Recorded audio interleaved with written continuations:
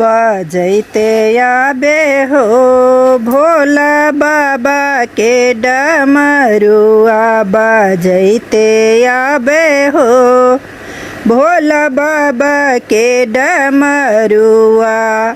कहाँ शोभनी चंदा कहाँ चंदन माँ, कहाँ शोभनी चंदा कहाँ चंदन माँ, कहाँ बहे हो शीतल गंगा जी के धरबा, कहाँ पर बहे हो शीतल गंगा जी के धरबा। बजैते आबे हो भोला बाबा के डमरुआ बजैते आबे हो भोला बाबा के डमरुआ। माथ शोभे चंदा लीलार शोभे चंदन माँ, माथ शोभन चंदा लीलार शोभे चंदन माँ। जाटा में बहे हो शीतल गंगा जी के धरबा, जाटा में बहे हो शीतल गंगा जी के धरबा। बजैते आबे हो भोला बाबा के डमरुआ बजैते आबे हो भोला बाबा के डमरुआ। कहाँ पर बिछुआ शोभे कहाँ मृग छलबा, कहाँ पर बिछुआ शोभे कहाँ मृग छलबा। कहाँ पे शोभे हो सखी नगबा के हरबा, कहाँ पे शोभे हो सखी नगबा के हरबा। बजैते आबे हो भोला बाबा के डमरुआ बजैते आबे हो भोला बाबा के डमरुआ।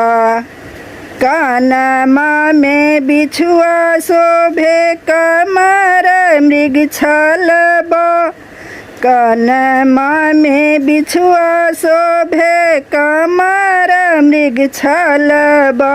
गर्दन में शोभे हो सखी नगबा के हरबा, गर्दन में शोभे हो सखी नगबा के हरबा। बजैते आबे हो भोला बाबा के डमरुआ बजैते आबे हो भोला बाबा के डमरुआ।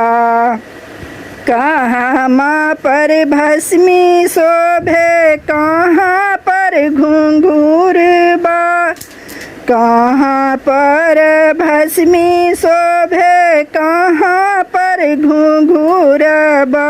कहाँ पे शोभे हो सखी त्रिशूल डमरुआ, कहाँ पर शोभे हो सखी त्रिशूल डमरुआ। बजैते आबे हो भोला बाबा के डमरुआ बजैते आबे हो भोला बाबा के डमरुआ।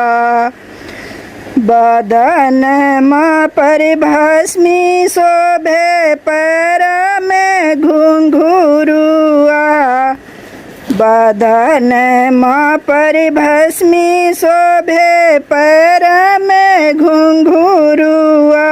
सखी माथे पे शोभे हो शिव त्रिशूल डमरुआ, माथे शोभे हो शिव शिव त्रिशूल डमरुआ बजैते आबे हो भोला बाबा के डमरुआ बजैते आबे हो कहाँ शोभे बस है कहाँ शोभे गौरी रानिया कहाँ शोभे बस है कहाँ शोभे गौरी रानिया की कहाँ शोभे हो सखी गणपति ललन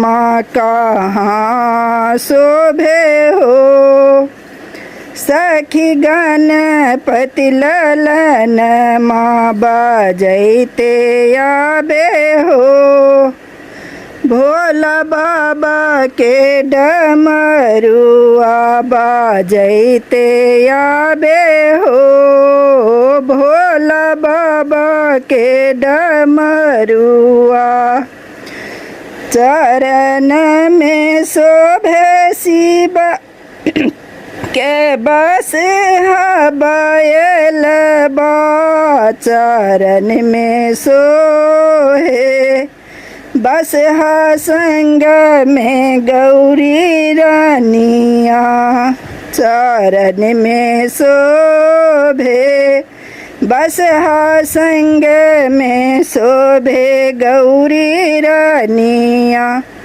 गोदी में शोभे हो सखी गणपति ललन माँ गोदी में शोभे हो सखी गणपति ललन माँ बजैते आबे हो भोला बाबा के डमरुआ बजैते आबे हो भोला बाबा के डमरुआ। Thanks for watching.